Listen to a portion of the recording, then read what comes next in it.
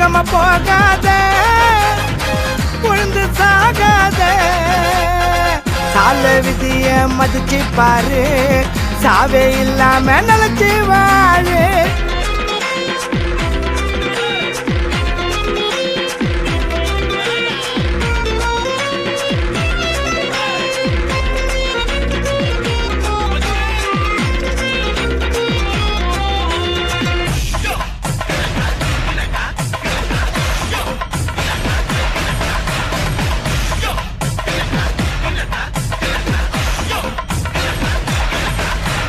போதையில வண்டி ஓட்டி சாலையில நடந்து போற நல்லவனை ஏத்திவன் சாவடிக்கிறான்.